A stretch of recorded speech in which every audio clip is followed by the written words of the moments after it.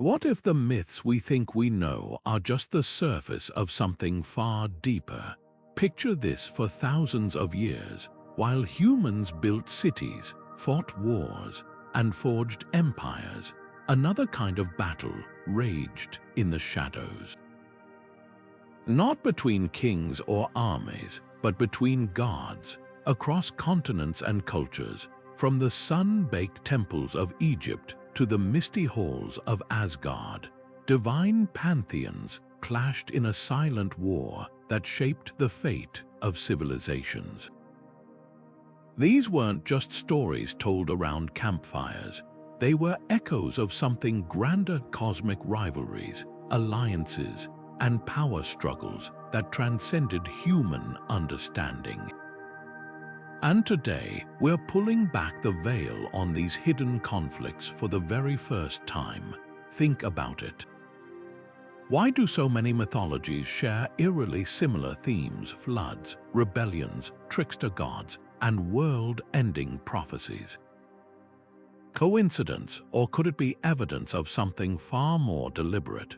What if the Greek Olympians, the Norse Aesir, the Egyptian Ennead, and even the Hindu Devas weren't just separate belief systems but players in the same ancient, unseen war? A war fought not with swords but with symbols, dreams, and the very fabric of human faith. The clues are all around us, hidden in sacred texts, whispered in rituals, and even woven into the stories we tell today. This isn't just about mythology.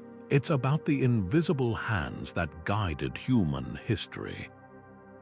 Why did certain gods rise to prominence while others faded?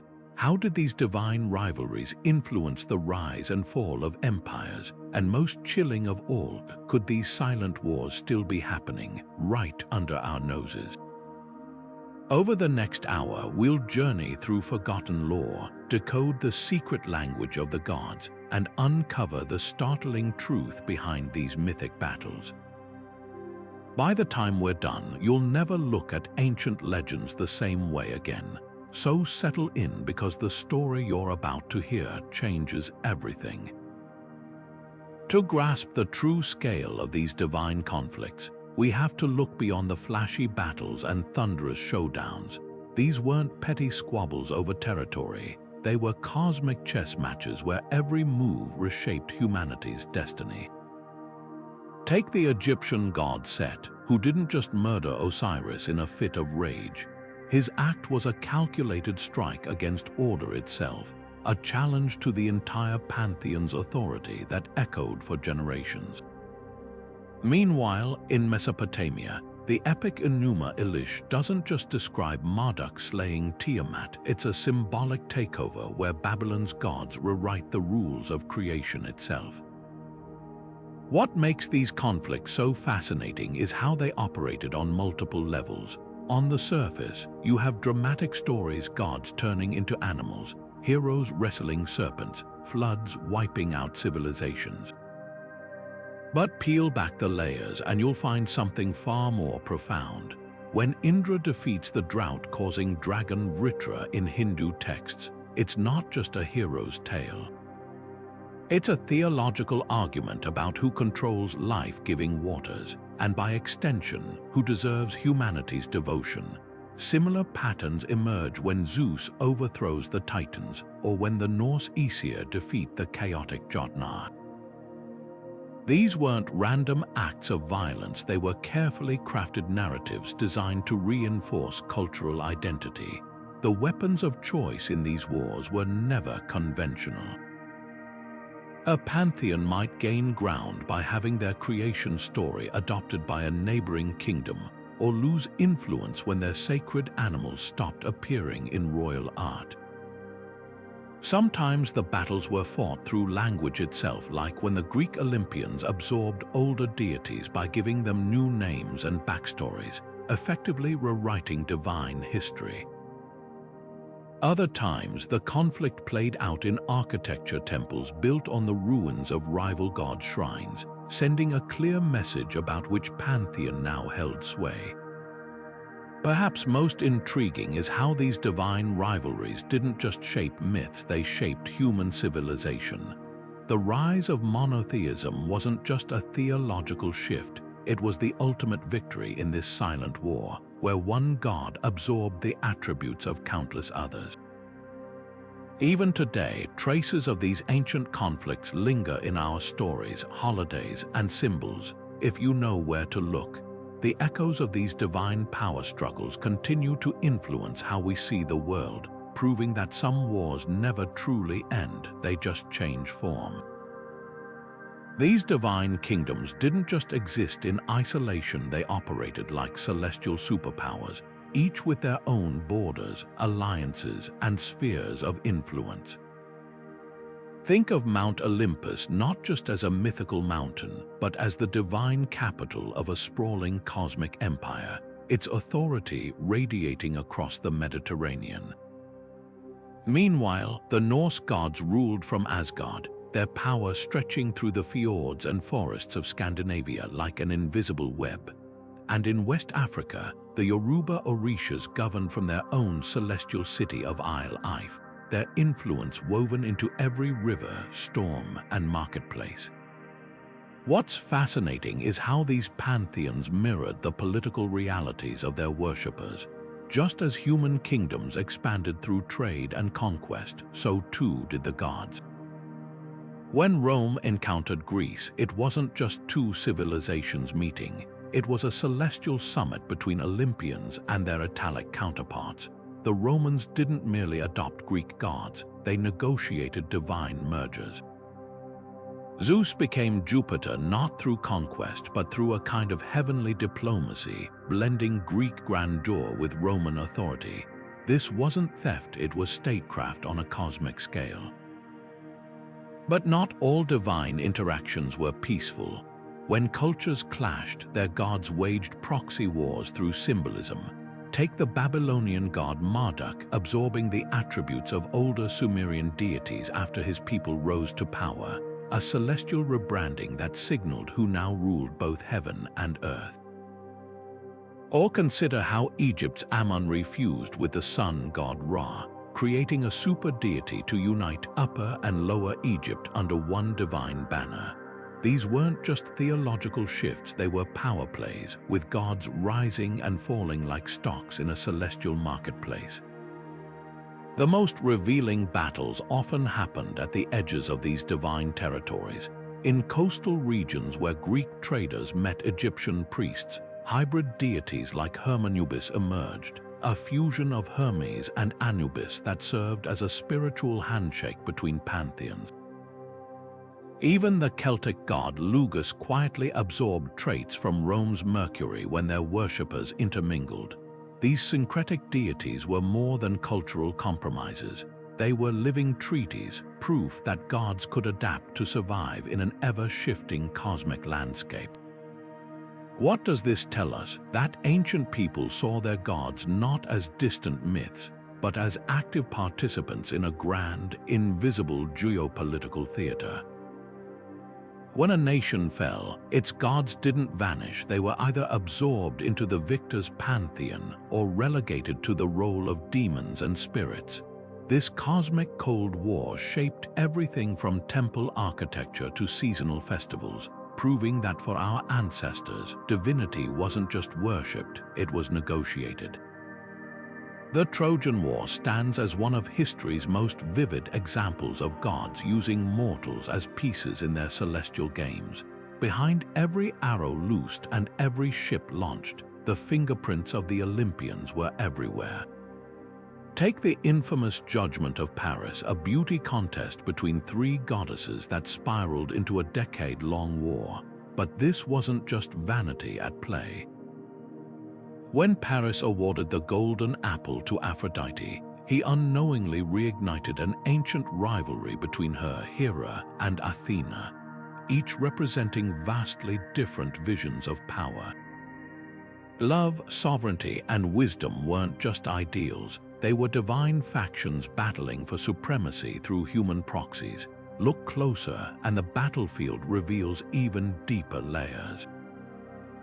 Why did Poseidon, god of the seas, fervently support the Greeks while Apollo, the archer god, championed Troy? Their clash mirrored real-world tensions between maritime powers and land-based kingdoms. Every storm Poseidon summoned to wreck Greek ships wasn't just vengeance, it was a statement about who controlled the Aegean's destiny.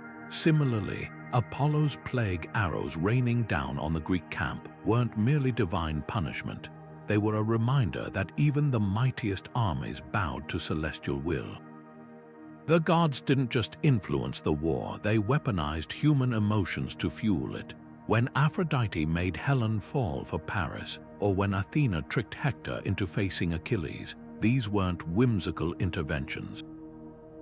They were strategic moves in a larger game where mortals became living chess pieces. Even Odysseus, the war's greatest tactician, couldn't escape this dynamic. His 10-year journey home wasn't just bad luck, it was Poseidon's prolonged retaliation for blinding his son, the Cyclops. Here, the sea god wasn't just punishing a man, he was sending a message to all mortals about the cost of defying divine authority. What makes the Trojan War so revealing is how it exposes the unspoken rules of these celestial conflicts. The gods rarely fought directly. Instead, they manipulated human pride, love, and ambition to wage war by proxy.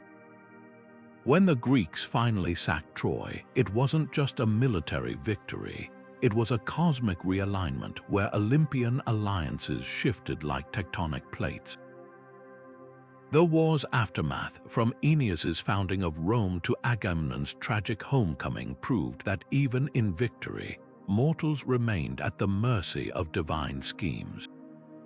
Long after the ashes of Troy cooled, the silent war among the gods raged on, reshaping myths and empires in its wake. At the heart of this divine rivalry lies a fundamental split in how the Norse and Greek gods viewed existence itself. Picture Zeus seated on his golden throne atop Mount Olympus, surrounded by eternal sunshine and unchanging order, a reflection of Greek ideals celebrating harmony, reason, and human potential. Now contrast this with Odin's shadowed hall in Asgard, where ravens whisper prophecies of Ragnarok, the doomed battle where even gods must fall. One pantheon built for permanence, the other designed for cyclical destruction. This wasn't just storytelling, it was a clash of cosmic ideologies playing out through myth. The Olympians operated like an immortal aristocracy, their power rooted in stability. Zeus maintained order by enforcing strict hierarchies among gods and mortals alike.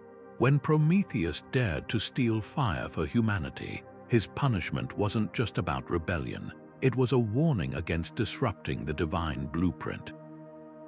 Even their conflicts had rules. The Titanomachy saw older gods overthrown, but the new regime preserved the same eternal structure. Compare this to the Norse world, where Odin gained wisdom not through dominance, but by hanging himself from Yggdrasil for 9 nights, a god who ruled through sacrifice and embraced uncertainty. Their mythic battles reveal these opposing worldviews in action. The Olympians faced threats like Typhon or the giants, but always triumphed to preserve the status quo. Ragnarok, by contrast, was baked into Norse cosmology from the beginning, a fire and ice apocalypse where gods and monsters would perish together, making way for a new world. This wasn't failure, it was the inevitable cost of existence in a universe where chaos and renewal were sacred. These differences seeped into everyday life. Greek temples celebrated perfect human forms, mirroring their belief in idealized futures. Norse carvings, though, teemed with entangled beasts and serpentine patterns, a visual language embracing life's unpredictability. Even their heroes walked different paths. Hercules achieved immortality through labors, while Norse warriors aimed for Valhalla, knowing their doom was preordained. Yet for all their differences, both pantheons were competing for the same spiritual real estate. Viking traders carrying Thor's hammer pendants into Greek colonies sparked silent theological debates at market stalls. When Norse skalds sang of Loki's tricks alongside Homeric epics, it wasn't just cultural exchange, it was a quiet struggle over which cosmic vision would shape European thought. The echoes linger today in our fascination with both Spartan discipline and Viking resilience, proving these ancient gods still battle for our imagination. Long before Greece or Rome rose to power, the banks of the Nile and the Tigris-Euphrates rivers witnessed a divine standoff that would shape humanity's spiritual landscape. At first glance, Ra's golden solar bark sailing through orderly heavens seems worlds apart from Marduk's brutal dismemberment of the chaos dragon Tiamat. But these creation stories weren't just colorful myths, they were declarations of cosmic supremacy. Where Egyptian theology celebrated Maat's perfect balance, Mesopotamia's Enuma Elish reveled in the messy, violent birth of order from chaos. This wasn't just storytelling, it was spiritual propaganda, each pantheon vying to define the very nature of existence. Consider how these rival cosmologies played out in politics. When Persian armies under Cyrus the Great marched into Egypt, they didn't just bring new rulers, they imported Ahura Mazda's stark dualism, where light and darkness were locked in eternal war. This clashed violently with Egypt's worldview, where Maat's harmony depended on balancing opposing forces rather than eradicating one. The result? A theological Cold War where Persian administrators built fire temples beside Egyptian shrines, each side subtly asserting their god's supremacy through architecture and ritual. Yet the real battles happened in the shadows. Take Isis, whose cult spread like wildfire across the Mediterranean.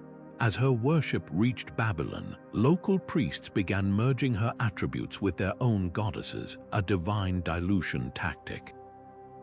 Every time Isis was syncretized with Inanna or Astarte, her original Egyptian identity weakened, like a celestial trademark being eroded. Meanwhile, Marduk's priests countered by emphasizing his role as the unrivaled king of gods, commissioning hymns that painted him as the universal architect of creation. The weapons here were hymns, not hammers. A scribe chiseling a new version of the pyramid texts wasn't just preserving tradition, he was fortifying theological borders. When Babylonian astronomers mapped the stars to Marduk's glory, they weren't merely charting heavens, they were claiming cosmic territory. Even something as simple as an amulet's design became contested ground. Egyptian scarabs bearing Ra's image found in Mesopotamian markets weren't just trade goods, but silent missionaries for a foreign pantheon. What's astonishing is how these ancient cultures recognized they were fighting over the same spiritual real estate. The famous Bentresh stele tells of an Egyptian healing statue sent to Mesopotamia, a seemingly generous act that also planted Egypt's divine authority on foreign soil. Babylon retaliated by sending Marduk statues to Thebes under the guise of diplomatic gifts. This was soft power warfare centuries before the term existed, where gods served as cultural ambassadors and ideological sleeper agents. The fallout reshaped history itself. As Persia's Zoroastrianism filtered into Egypt, elements of Maat's balance paradoxically survived by blending with Ahura Mazda's light, proof that even in defeat, no pantheon fully surrendered. Centuries later, when Roman emperors commissioned statues of themselves as Osiris-Mithras hybrids, they were unknowingly continuing a divine rivalry that began when the first pyramid cast its shadow over the Nile. These weren't just theological shifts, they were the aftershocks of a silent war that still echoes in our concepts of order, chaos, and the divine. In the lush river valleys of ancient India, a revolution was unfolding, one that would shake the very foundations of divine authority. The Vedic gods who had ruled supreme for centuries, gods like thunder wielding Indra and fire breathing Agni, suddenly found their altars empty as Buddha's teachings spread like monsoon rains across the subcontinent. Here was a philosophy that rejected their sacrifices outright, declaring that enlightenment couldn't be bought with ritual offerings. The stakes couldn't have been higher. This wasn't just about theology, but about who would hold spiritual sovereignty over millions of souls. What happened next was a masterclass in divine adaptation. The Hindu pantheon didn't crumble, it evolved. In a breathtaking theological maneuver, Vishnu's devotees declared Buddha himself to be the 9th avatar of their preserver god. This wasn't surrender, it was absorption, a way to neutralize Buddhism's threat by claiming its founder as part of their own cosmic narrative. Buddhist texts countered by demoting the once mighty devas to mere protectors, divine beings who knelt at Buddha's feet in submission. The message was clear: even the gods of old were subject to the Dharma's higher truth. This silent war played out in stone and pigment across Asia. Emperor Ashoka's pillars, emblazoned with Buddhist edicts, stood as declarations of a new spiritual order, one where the wheel of Dharma eclipsed Vedic fire altars. Yet just centuries later, the Gupta kings orchestrated a Hindu renaissance, commissioning temples where Vishnu's avatars, including Buddha, were carved into sacred walls. Each sculpture was a theological argument, a visual claim about which tradition held ultimate authority. The battlefield extended to philosophy itself. Buddhist monks debating Brahmin priests weren't just discussing metaphysics, they were fighting for cultural survival. When Nagarjuna's teachings on emptiness challenged the very concept of permanent deities, Hindu scholars responded by weaving Buddhist insights into Vedantic thought, creating a hybrid wisdom that could appeal to changing times. Even the epic Mahabharata subtly absorbed Buddhist ethics, transforming warrior god Krishna into a philosopher who echoed the middle path. What makes this conflict so extraordinary is how it transcended mere rivalry. Neither side sought total annihilation. Instead, they engaged in a cosmic dance of challenge and response that enriched both traditions. Today, when you see a Thai temple where Hindu Garuda statues guard Buddhist shrines, or a Nepalese festival where Buddha's birthday coincides with Vishnu's celebrations, you're witnessing the living legacy of this ancient détente. The gods may have clashed, but in doing so, they forged a spiritual landscape far more profound than either could have created alone. In the high temples of Tenochtitlan, where jaguar warriors stood vigil and priests deciphered the will of the gods, a celestial feud simmered beneath the surface of Aztec civilization. Quetzalcoatl, the feathered serpent god of wind and wisdom, didn't merely disagree with Tezcatlipoca, the smoking mirror of night and sorcery. Their rivalry was the engine that drove Mesoamerican history. This wasn't just mythic drama, it was a divine dialectic shaping everything from crop cycles to coronations. When Quetzalcoatl brought maize to humanity or invented the sacred calendar, he wasn't just bestowing gifts, he was countering Tezcatlipoca's chaos with structure, light with shadow, in an endless cosmic tug of war. The brilliance of this conflict lay in its earthly manifestations. Take the legendary Topiltzin Quetzalcoatl, the Toltec priest-king said to embody the god himself. His reign wasn't ended by ordinary politics. Tezcatlipoca allegedly tricked him into drunkenness using a mirrored illusion, forcing his exile. Historians now recognize this as coded storytelling about a real power struggle between priestly and warrior elites, where the exile likely marked a violent transfer of authority. Even the Aztec New Fire ceremony, performed every 52 years to prevent cosmic collapse, wasn't just ritual, it was a reenactment of this divine rivalry, with priests symbolically rebalancing the scales between Quetzalcoatl's order and Tezcatlipoca's necessary chaos. Spanish conquistadors didn't just exploit this divide, they weaponized it. When Cortés arrived in 1519, Moctezuma's hesitation wasn't mere indecision. The emperor was trapped in a theological nightmare, interpreting the stranger's ships as potential fulfillments of Quetzalcoatl's prophesied return from the east. The Spaniards, aided by multilingual interpreters and observant friars, leaned hard into this narrative, adopting Quetzalcoatl's symbols and even his alleged pale complexion to frame their invasion as a divine reckoning. It was psychological warfare on a mythic scale, the silent war between gods now hijacked for colonial conquest, yet the rivalry's true power lay in its duality. Tezcatlipoca wasn't simply evil to Quetzalcoatl's good, he represented the necessary shadows that gave light its meaning. Warriors invoked him for victory, artists for inspiration, and even Quetzalcoatl's priests acknowledged his role in maintaining cosmic balance. This tension manifested in the very architecture of Tenochtitlan, where twin temples to Huitzilopochtli and Tlaloc mirrored the duality of warfare and agriculture, destruction and fertility. The gods' conflict wasn't something to be resolved but sustained, a perpetual dance that kept the world in motion.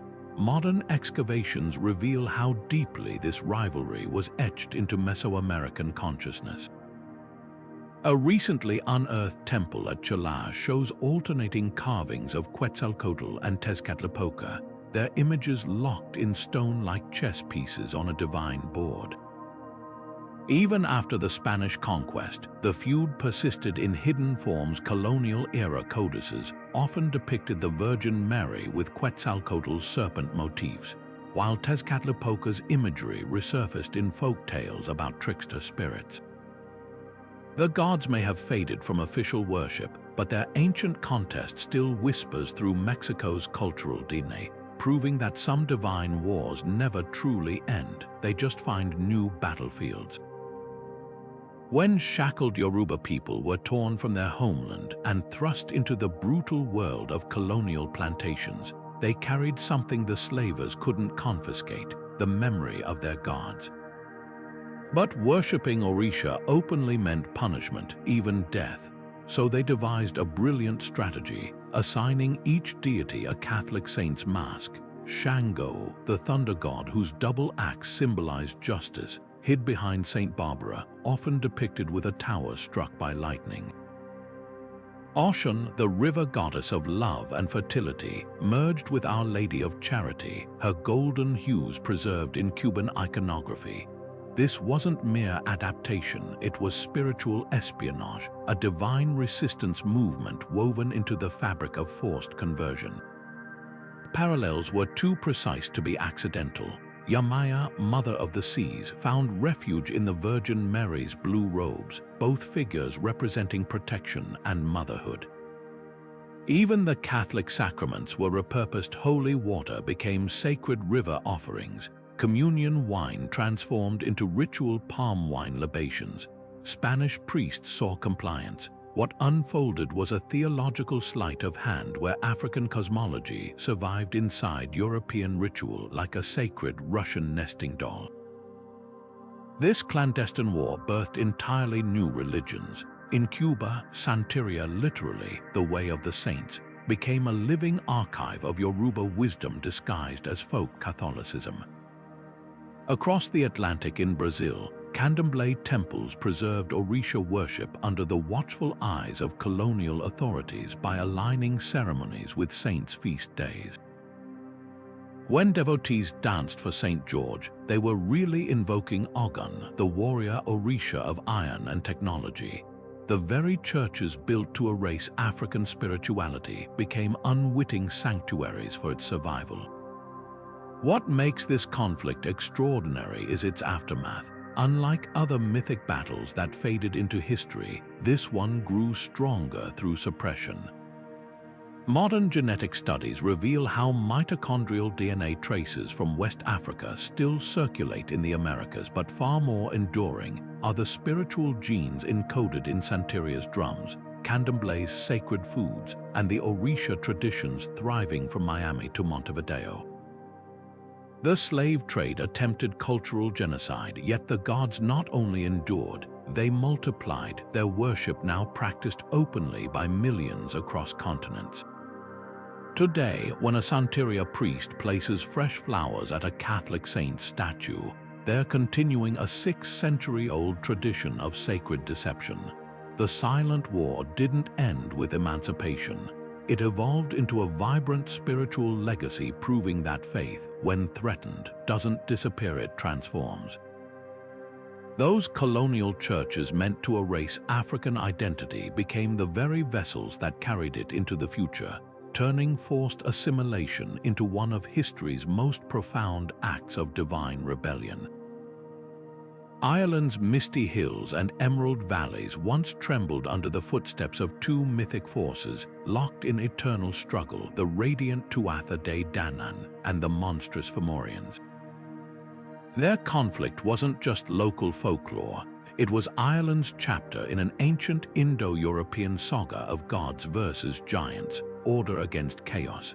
The Tuatha De arrived in a fleet of dark clouds, wielding weapons forged in mythical cities, while the Fomorians emerged from the sea's depths, their misshapen forms embodying nature's untamed wrath.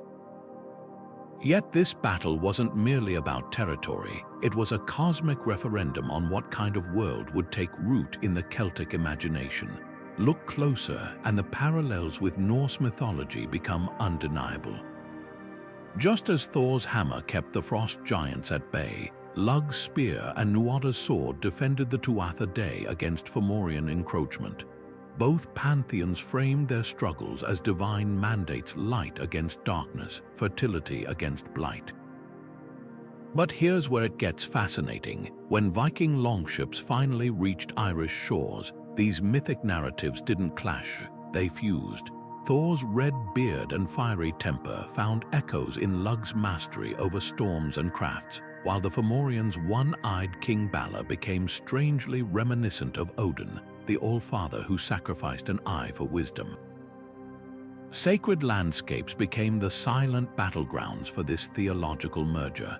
The Norse venerated Yggdrasil, the world tree. The Celts worshipped oaks as portals to the other world.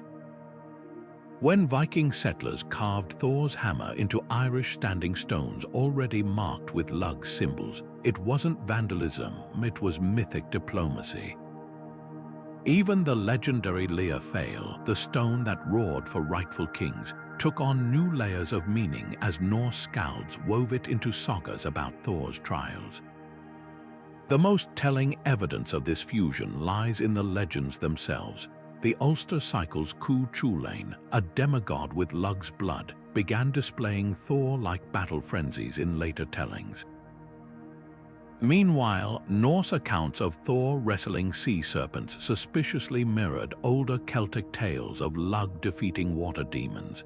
This wasn't coincidence, it was mythic cross-pollination, where storytellers subconsciously blended deities into composite figures that resonated across cultures. What emerges from this cultural alchemy is a startling truth. The gods didn't conquer or surrender, they evolved. When a Viking trader placed Mjolnir beside a Celtic torque in a grave, or when an Irish chieftain invoked both Lug and Thor before battle, they weren't being faithless. They were participating in an ancient tradition of divine negotiation, where pantheons found common ground in humanity's deepest fears and highest aspirations. The real victory wasn't won by gods or giants, but by the stories themselves, stories so powerful they could bridge oceans and outlive empires. Japan's sacred landscape once trembled with invisible tension, not between armies, but between entire realms of divinity. When Buddhist missionaries first crossed the Korean peninsula in the 6th century, they didn't just bring sutras and statues, they unleashed a spiritual revolution that threatened to eclipse Shinto's ancient kami. These weren't merely foreign gods arriving on Japanese shores, they were cosmic diplomats offering an entirely new vision of enlightenment that challenged the very foundation of indigenous worship. The kami, those elusive spirits inhabiting waterfalls, mountains, and ancient trees, suddenly faced beings of immense power and sophistication, compassionate bodhisattvas who vowed to liberate all souls from suffering. What unfolded next was neither conquest nor surrender, but one of history's most ingenious spiritual negotiations. Take Hachiman, the Shinto god of war and archery. Rather than vanishing beneath Buddhism's tide, he underwent a celestial promotion reimagined as a protector of the Dharma, a bodhisattva in all but name. This wasn't just rebranding, it was theological alchemy. Shrines erected to Hachiman began displaying Buddhist iconography, while monks recited sutras before his sacred mirrors. The message was clear: the kami weren't being replaced, they were being reinterpreted as local manifestations of universal Buddhist truths. The real battleground was sacred architecture itself. Enter Ryabu Shinto, where shrine gates torii stood shoulder to shoulder with temple pagodas in the same precincts. At places like USA Jingu, visitors could witness the seamless fusion. Shinto priests conducting Kagyora dances for kami, just steps away from Buddhist monks chanting Lotus Sutras. This physical blending mirrored the philosophical compromise. The kami became seen as temporary forms bodhisattvas assumed to guide Japanese worshippers toward enlightenment, like spiritual stepping stones across a cultural divide. Even nature itself bore witness to this détente. The towering cedar forest surrounding Nikko's shrines, once sacred to mountain kami, became backdrops for Buddhist mandalas carved into living rock. Cherry blossoms, long celebrated in Shinto as manifestations of life's fleeting beauty, took on new meaning as Buddhist symbols of impermanence. Every seasonal festival and harvest ritual became a layered performance where both traditions could coexist, not as rivals but as partners in a grand cosmic dance. The brilliance of this synthesis lay in its flexibility.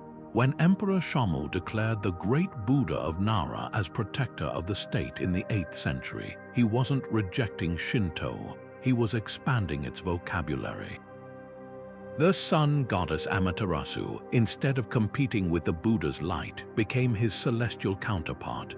Local rice gods found new roles as guardians of temple kitchens, their offerings now shared with Buddhist deities.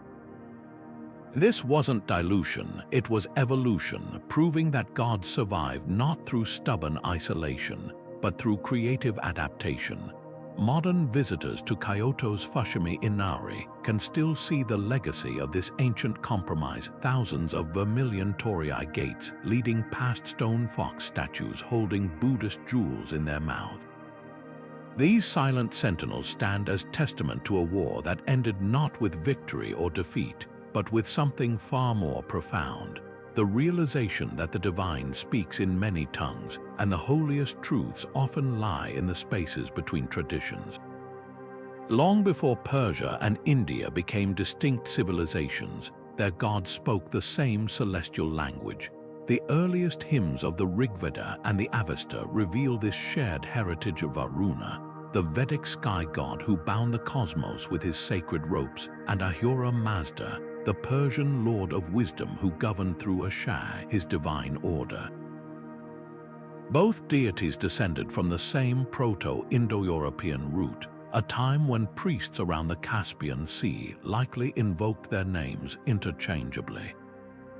Yet by the time Zoroaster reformed Persian religion in the 2nd millennium BCE, these divine twins had become spiritual rivals, embodying two starkly different visions of cosmic justice.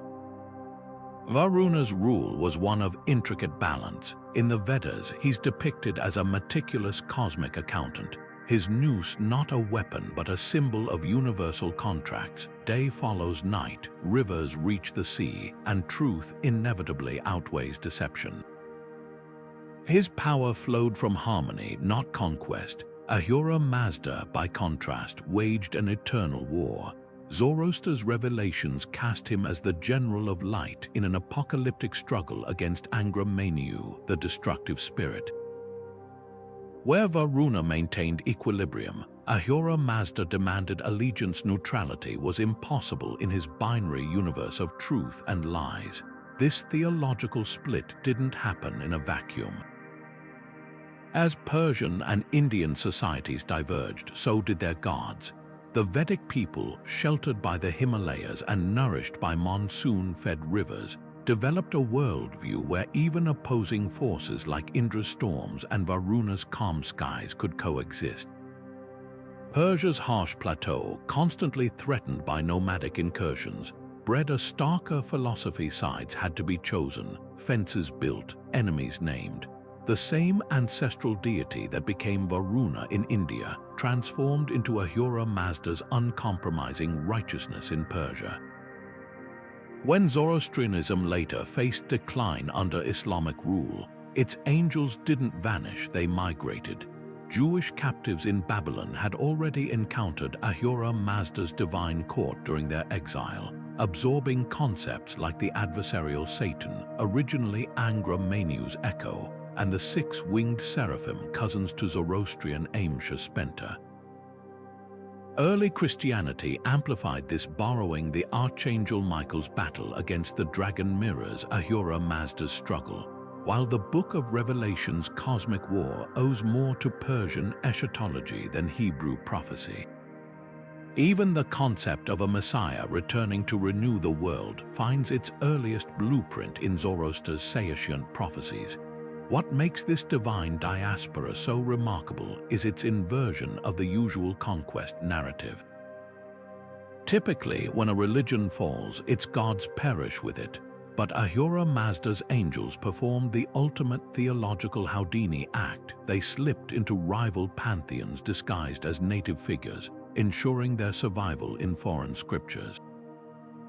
Today, when a Christian prays for guardian angels or a Jew lights Hanukkah candles, a festival likely influenced by Zoroastrian fire rituals, they're unknowingly keeping alive fragments of a Persian faith that refused to die. The silent war between Varuna's balance and Ahura Mazda's dualism may have faded from memory, but its echoes still shape half the world's spiritual vocabulary. The Titanomachy wasn't just a family feud among immortals, it was a cosmic revolution that redefined divinity itself. Picture Cronus, the sickle-wielding titan who once ruled the Golden Age, now facing his own children across the battlefield. This wasn't merely a transfer of power from father to son. It marked the moment when brute force gave way to strategy, when raw nature bowed to structured society. The Olympians didn't win through sheer strength alone. Athena's wisdom, Apollo's foresight, and Hera's political cunning proved just as vital as Zeus's thunderbolts. Their victory established a new divine order where intellect and governance mattered as much as primal power. What makes this conflict so pivotal is how it mirrors humanity's own journey. The Titans embodied the untamed world. Hyperion was the sun itself, not just its god. Oceanus wasn't merely lord of waters but the living sea. When the Olympians overthrew them, they didn't destroy these forces of nature, they became their administrators. Zeus didn't eliminate storms, he controlled them. Poseidon didn't abolish the oceans, he ruled them. This shift from identification to governance reflects how human societies transition from seeing gods in every tree and stream to worshipping deities who presided over organized aspects of civilization. The Olympians' triumph also established a pattern we see across mythologies worldwide. In Mesopotamia, Marduk's victory over Tiamat parallels this generational shift. India's Devas similarly overcame earlier Asuras, while the Norse Aesir displaced the Vanir through both war and diplomacy. Each case represents more than just a changing of the guard, it's the mythic encoding of humanity's cultural evolution. Agricultural societies replaced hunter-gatherer worldviews, city-states eclipsed tribal systems, and with each step, the gods reflected these transformations. Yet the Titans never truly disappeared. They lingered as the foundation upon which Olympus stood. Tartarus became both prison and necessary underworld. Themis, the Titaness of divine law, became Zeus's advisor, her ancient wisdom legitimizing his new order. Even Prometheus's famous rebellion carried echoes of the old ways challenging the new regime. This delicate balance reminds us that progress isn't about total conquest, it's about integration, where the past is neither erased nor dominant, but transformed. The aftermath of the Titanomachy still resonates today. When we speak of paradigm shifts in technology or society, we unconsciously echo this ancient template, the old giving way to the new, but never completely vanishing. Those primordial forces the Titans represented still shape our world. We've just learned, like the Olympians, to navigate them rather than be ruled by them. The thunder still rolls, the seas still surge, but now we understand them as natural phenomena rather than capricious deities. In that sense, we're all inheritors of the Olympians' greatest victory, the ability to stand amidst nature's chaos and impose meaning.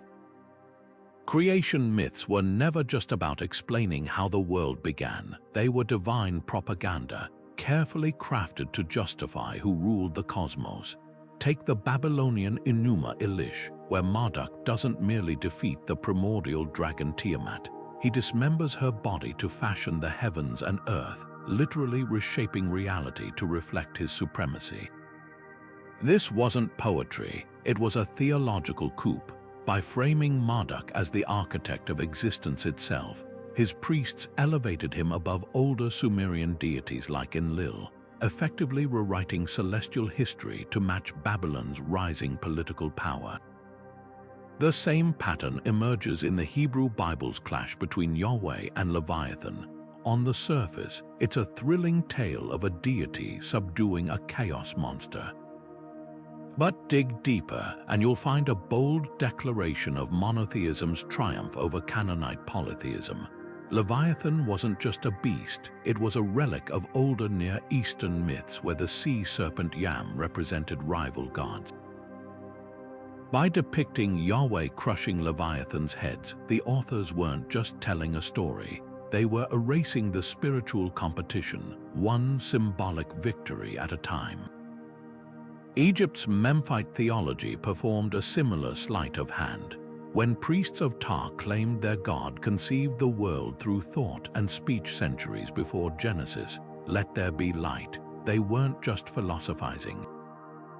They were positioning Ptah above Ra, the sun god whose physical labor in older myths suddenly seemed crude by comparison. Even the act of writing these myths down became a weapon. Scribble schools attached to temples didn't preserve traditions. They refined them, editing verses to amplify their patron deity's role while diminishing rivals. The most telling evidence lies in what these stories omit.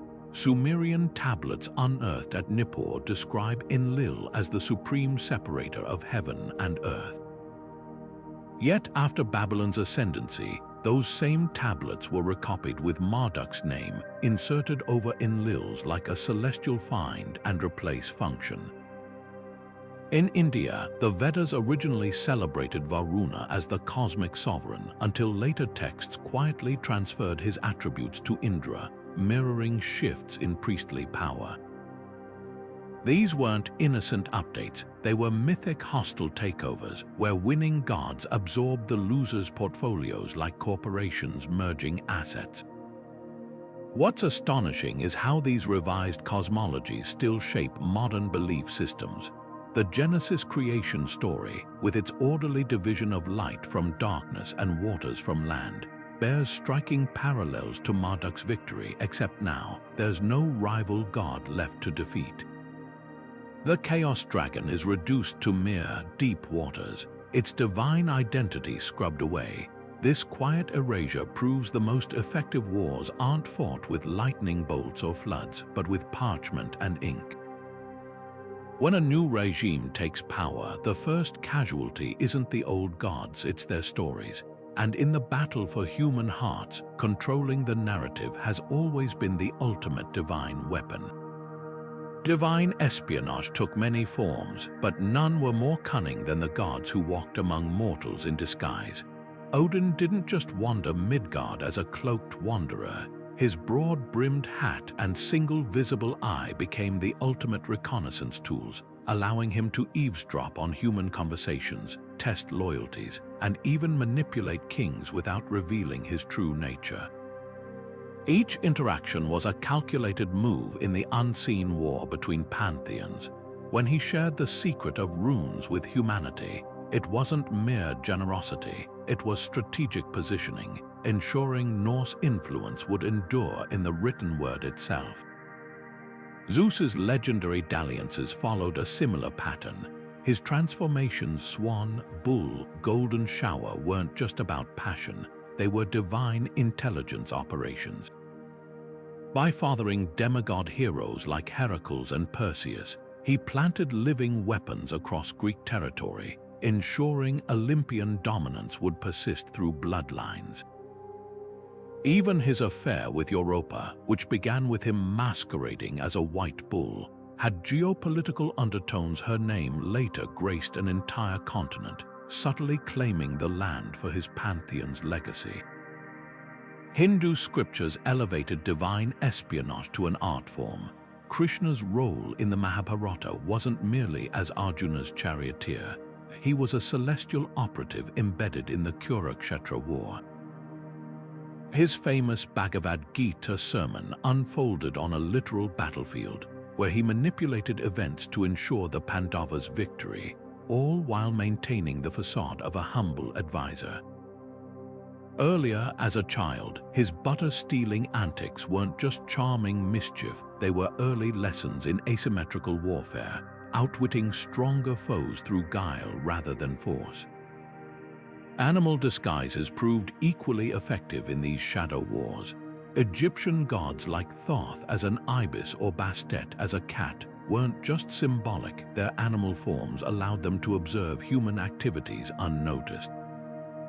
When Hathor transformed into the lioness Sekhmet to punish humanity, then back again to avert total destruction, it demonstrated how gods could shift identities to achieve tactical objectives.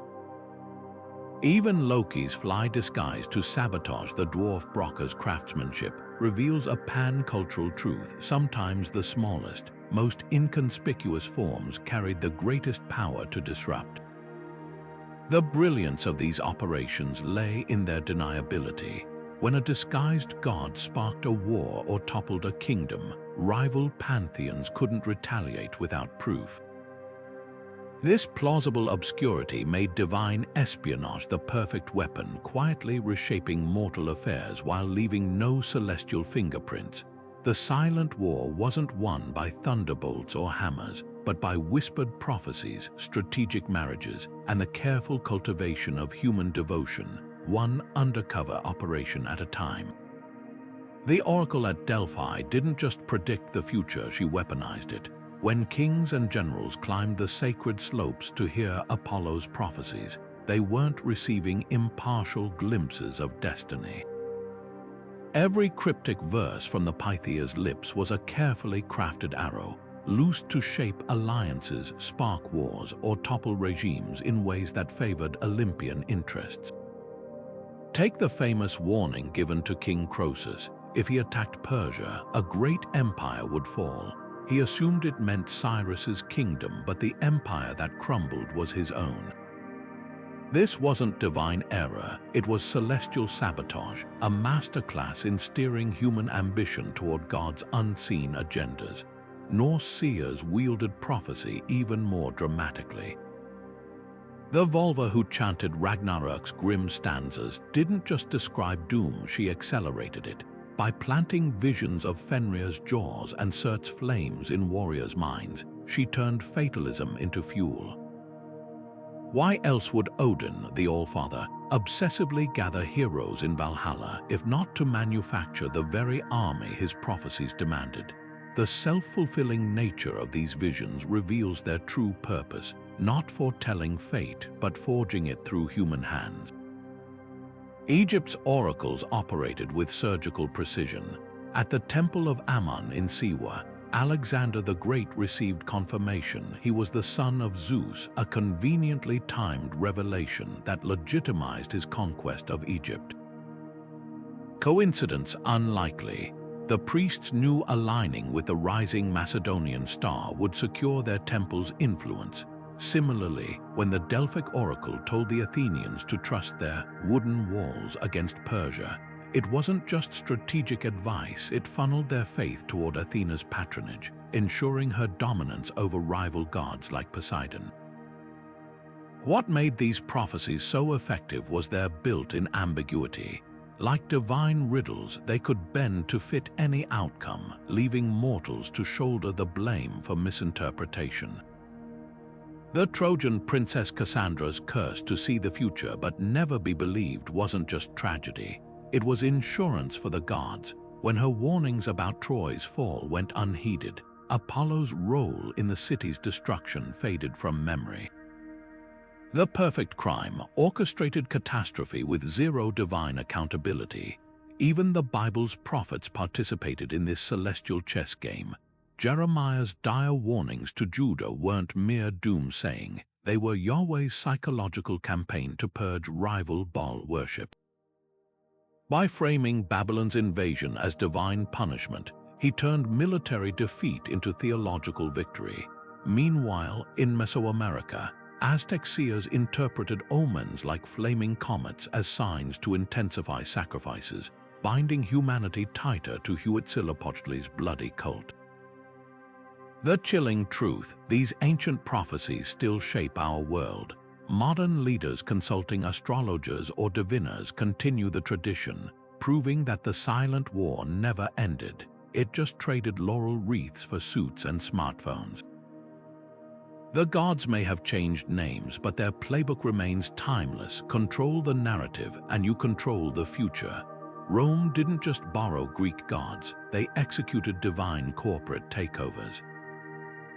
When Zeus became Jupiter and Aphrodite transformed into Venus, it wasn't cultural appreciation, it was celestial empire building.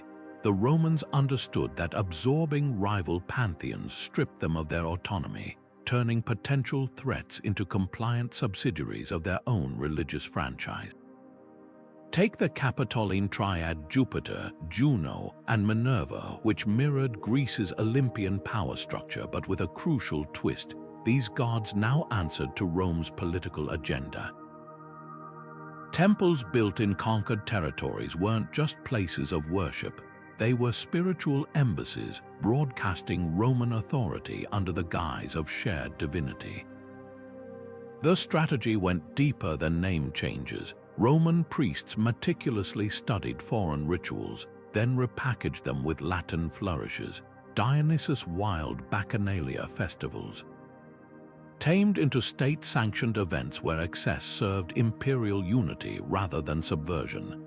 Even Apollo, who kept his Greek name, found his Delphic ambiguity replaced by clear associations with Roman emperors.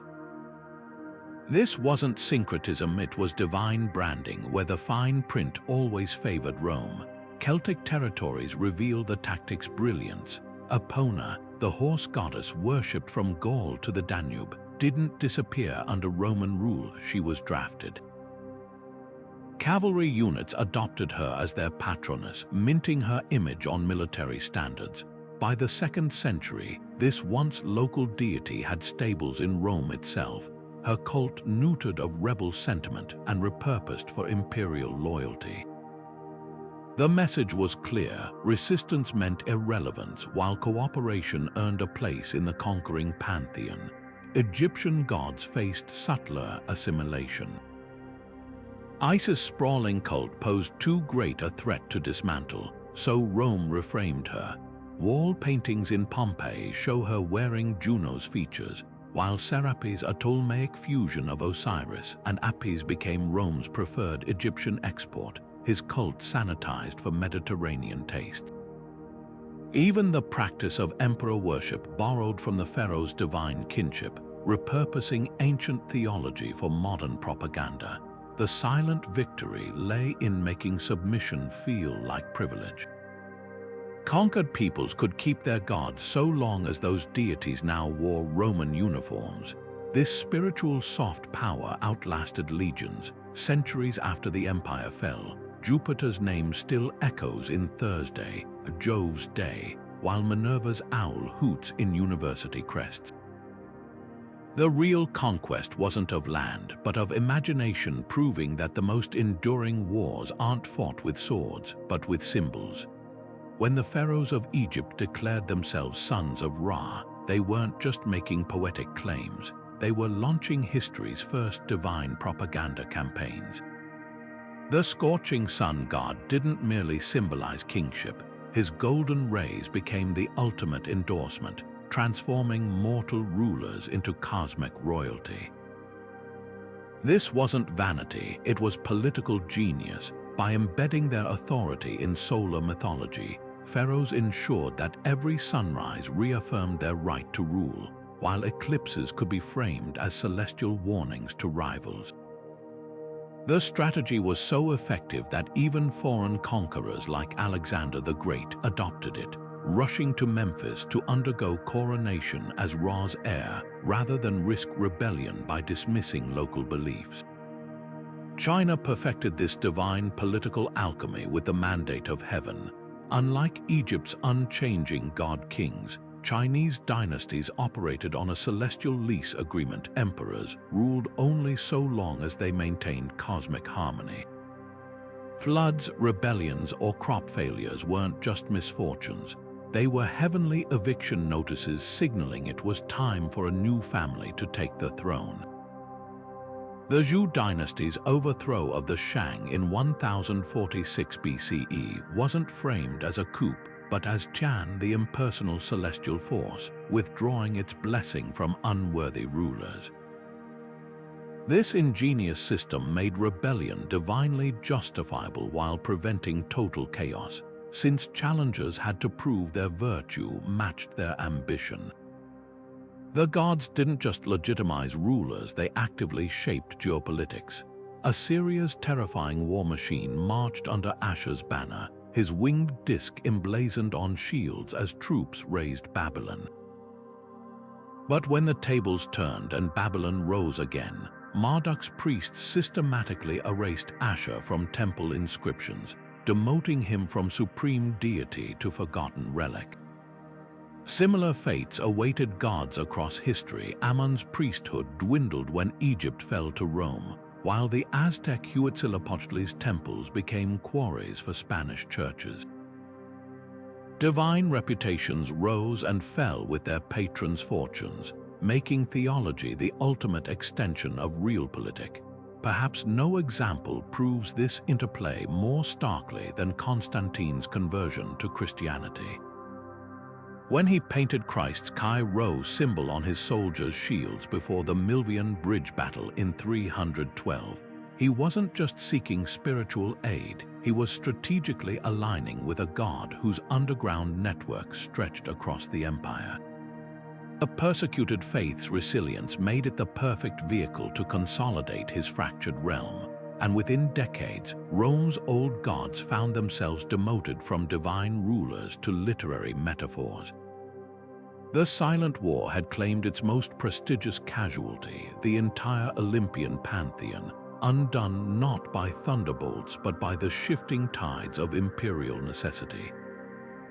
These ancient power plays still echo in modern politics, from monarchs claiming divine right to revolutionaries invoking natural law. The dance between earthly authority and cosmic legitimacy never truly ended.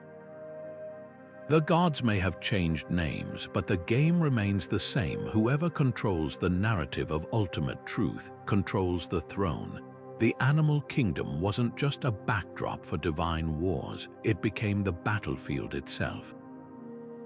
When Egypt's cat goddess Bastet unsheathed her claws against the serpent Apep, this wasn't mere allegory. Every hiss and swipe echoed the eternal struggle between order and chaos, with feline precision pitted against serpentine cunning. Farmers watching cats hunt snakes along the Nile banks saw their daily reality elevated to cosmic significance. Bastet's victory wasn't abstract theology, but as tangible as the vermin their household cats dispatched each night. The genius lay in this visceral connection. By embodying gods in familiar creatures, priests transformed theological concepts into something even children could grasp. Hindu cosmology took this concept soaring to new heights literally. Garuda, the massive eagle-like creature, didn't just carry Vishnu through the skies. His eternal feud with the Nagas, the serpentine demigods, played out a fundamental dichotomy. Feather versus scale, sky against underworld, solar radiance opposing subterranean mystery. What appears as simple animal rivalry actually encoded profound philosophical tensions. The Nagas represented hidden esoteric knowledge, while Garuda symbolized accessible divine wisdom. Villagers witnessing eagles snaking snakes saw the gods' struggle mirrored in nature's rhythms, making complex theology as observable as the changing seasons. These animal avatars served multiple strategic purposes. In Mesoamerica, the jaguar wasn't merely a symbol of Tezcatlipoca's power, it was his nocturnal operative. Aztec warriors donning jaguar pelts weren't just wearing camouflage, they became living vessels for the gods after dark dominance. Similarly, when Indra rode into battle atop his elephant Airavata in Hindu texts, the beast's thunderous footsteps and towering presence amplified the thunder god's authority. The animal wasn't just transportation, it was a psychological weapon, making divine might visible in a form humans instinctively feared and respected. Perhaps most fascinating is how these animal proxies crossed pantheonic lines. The serpent that represented chaos in Egypt, Apep, became a symbol of wisdom in Greece, Asclepius's staff, and rebirth in Mesoamerica, Quetzalcoatl's feathered serpent form. This wasn't contradiction, but divine adaptation, gods repurposing the same creature for different cosmological narratives depending on what their worshippers needed. A farmer fearing snake bites might vilify serpents, while a healer valuing their shedding skin could venerate them. The gods, ever strategic, tailored their animal avatars to local realities. Even the Bible participated in this symbolic warfare. The Babylonian exile transformed Yahweh's relationship with Leviathan. Once a fearsome chaos monster to be slain, it later appears in Job as a magnificent creature beyond human comprehension. This shift wasn't random. It reflected Judah's changing political fortunes, with their god demonstrating mastery over beasts that had symbolized their oppressors. Animal symbolism became theological code, allowing suppressed cultures to quietly resist domination through layered meanings only initiates could fully decipher. The legacy of these divine animal proxies still stalks our modern imagination. From political cartoons using eagles and dragons to corporate logos invoking mythical creatures, we continue the ancient tradition of letting animals carry meanings too potent for mere words. The Silent War never truly ended, it just traded temple carvings for mascots and emblems, proving that some battles are best fought through creatures that speak directly to our primal understanding of the world. The night sky was never just a scattering of stars, it was the original battleground where gods etched their victories for eternity. Look up at Orion's belt, and you're not just seeing 3 bright stars, you're witnessing a frozen moment from an ancient celestial war. The hunter's raised club, forever poised to strike Taurus the bull, captures a divine rivalry older than written history. Greek myth tells us Orion was Artemis's companion, but Babylonian astronomers saw the same constellation as Gilgamesh battling the bull of heaven. This wasn't coincidence, it was different cultures projecting their pantheon struggles onto the same cosmic canvas, turning astronomy into theological propaganda. The Hydra's sprawling form coiled across the southern sky tells an even darker story. When Hercules severed its immortal heads under the watchful eyes of the Olympians, the act wasn't just commemorated in song, it was immortalized in starlight. Ancient star maps from Egypt to Mesopotamia show the Hydra's stars labeled as the Great Defeated One, a warning to chaos monsters of every pantheon. But the brilliance of this celestial storytelling lies in its flexibility. The same stars that Greeks saw as Hercules' triumph were reinterpreted by the Maya as the monstrous sea serpent Sipak, slain by their maize god. Across continents, the night sky became a divine scoreboard where each culture tallied their gods' victories in shimmering starlight. Even the zodiac concealed these cosmic power struggles. Aries the ram didn't just mark the spring equinox, it commemorated the golden-fleeced Chrysomelos, whose sacrifice in Greek myth signaled Zeus's rise to power. Meanwhile, Babylonian astrologers linked those same stars to their god Marduk's symbolic ram, a celestial emblem of his leadership over the pantheon. The stars became divine branding, their patterns reinforcing theological narratives every time a farmer looked up to check the seasons. Perhaps most telling are the constellations that didn't survive. Fragments of star catalogues from Ugarit reveal forgotten formations like El's throne and Anat's bow, celestial monuments to Canaanite gods later erased by rival traditions. Like temple carvings chiseled away by conquering armies, these lost constellations remind us that the silent war extended beyond Earth into the very fabric of the heavens. Today's standardized star maps, agreed upon by international committees, are the culmination of this millennia-long struggle, a frozen peace treaty written in starlight where only the victor's stories remain visible.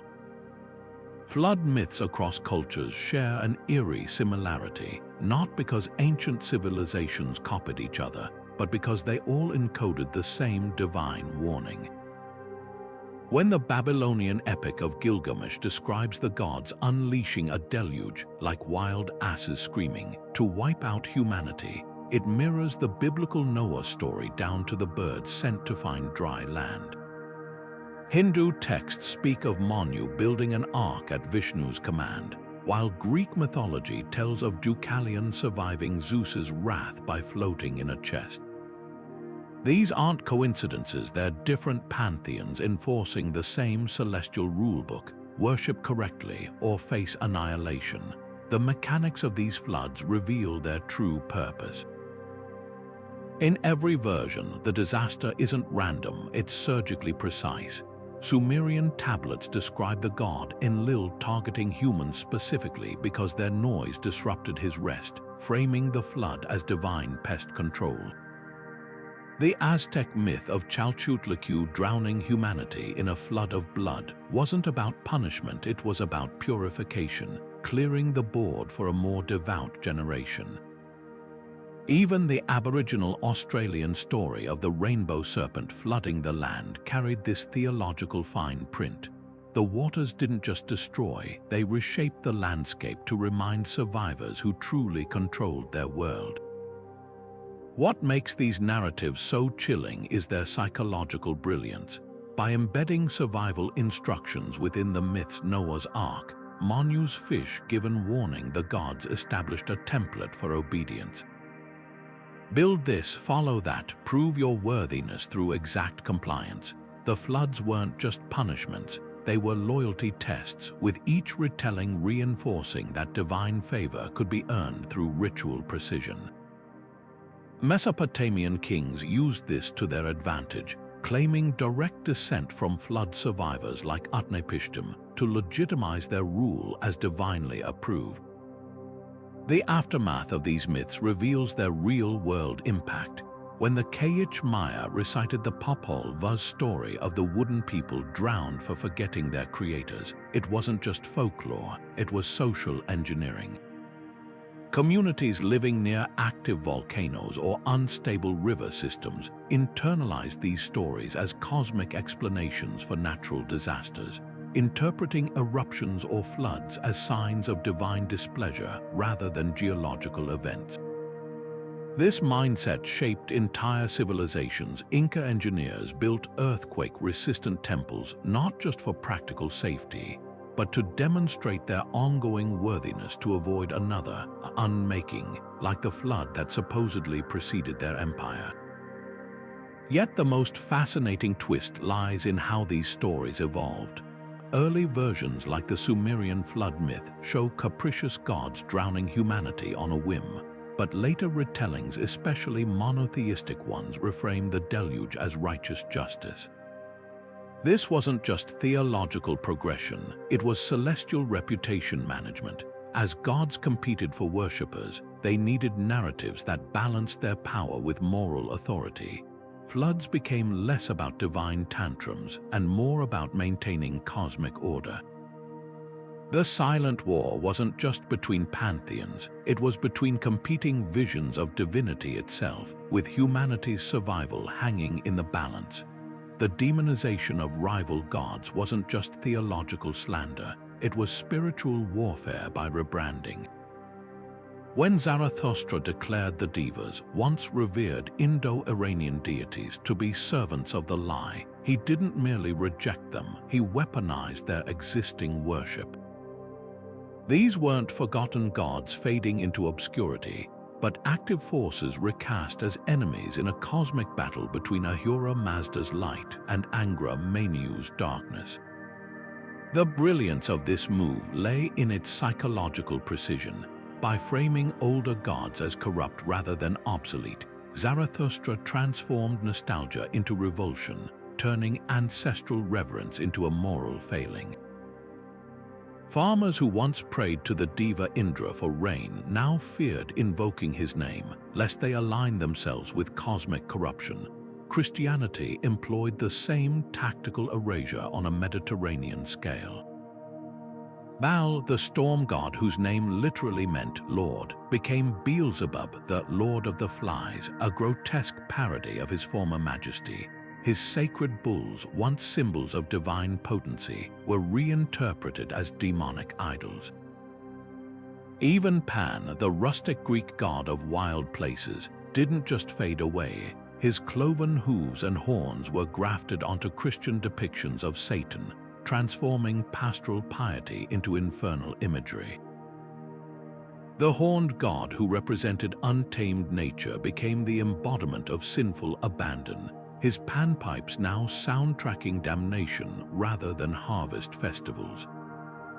This strategy transcended mere iconoclasm. When the Canaanite sea monster Leviathan reappeared in the Book of Revelation as the dragon defeated by Michael, it wasn't just recycling mythic imagery, it was asserting theological dominance. The Psalms even celebrate Yahweh breaking the heads of Leviathan, a direct literary conquest over the chaos monster once worshipped by Israel's neighbors. These narrative takeovers served dual purposes. They discredited competing faiths while enriching the victor's cosmology with ready-made archetypes. Why invent new demons when you could repurpose old gods, complete with established lore and emotional resonance? The most insidious aspect of this spiritual rebranding was its adaptability.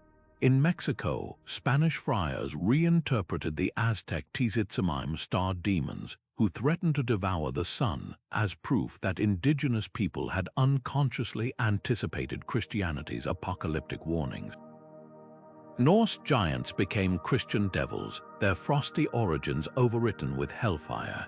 Even Buddhism wasn't immune. Japanese shrines sometimes depicted the Kame Susanoo battling serpentine creatures visually identical to Buddhist Naga demons, creating a hybrid mythology where Shinto gods saved people from foreign evil. What makes this tactic so enduring is its psychological efficiency. By recasting rivals as monstrous rather than mistaken, the victors didn't just win theological arguments, they rewired cultural memory. Today, when we instinctively associate horns with evil or serpents with deception, we're channeling millennia-old propaganda campaigns from forgotten holy wars. The Silent War's greatest victory wasn't in destroying pantheons, but in making us forget they were ever divine. Marvel's Thor swinging Mjolnir through a New York battlefield isn't just comic book spectacle, it's the latest skirmish in a war as old as mythology itself. When Odin's son trades blows with Greek deities or Egyptian gods in modern comics, these aren't random crossovers. They're subconscious resurrections of ancient divine rivalries, repackaged for an age where superheroes have replaced gods as our cultural touchstones. Look closer at Thor's journey from Norse icon to Avenger, and you'll spot the same celestial diplomacy that once saw Romans rebrand Zeus as Jupiter. Marvel's Asgardians don't merely share screen time with other pantheons, they negotiate with them, clash with them, and occasionally absorb their mythic traits, mirroring how real-world cultures once syncretized their gods through conquest and trade. Neil Gaiman's American Gods takes this hidden war out of the shadows and into the neon-lit highways of modern America. His conceit that deities survive on human belief isn't just fantasy. It's a razor-sharp metaphor for how mythic pantheons actually competed throughout history. When Gaiman's Odin recruits forgotten gods to battle new media deities like the internet and television, he's reenacting the same survival strategies real-world gods used when faced with Christianity's rise or colonial suppression.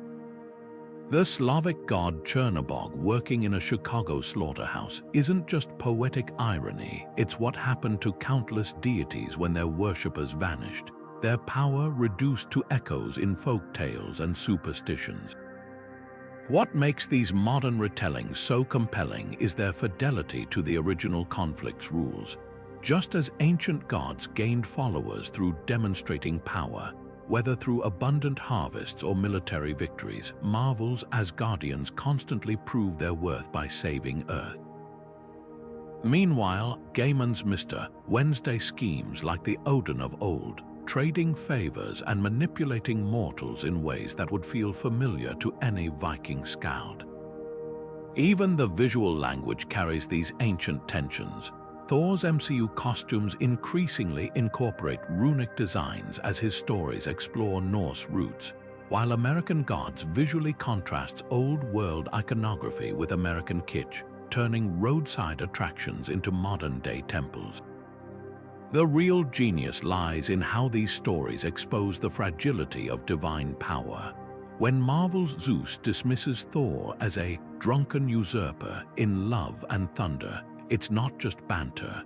It's Olympus and Asgard replaying the theological turf wars of antiquity. Similarly, Gaiman's Easter goddess lamenting her forgotten spring rituals mirrors how real-world fertility deities like Ishtar or Freya saw their festivals overwritten by Christian holidays. These narratives work because they tap into humanity's oldest question: what happens to gods when the world stops believing? From Percy Jackson's squabbling Olympians to God of War's blood-soaked pantheon wars, modern media keeps resurrecting these ancient conflicts because they're fundamentally human stories.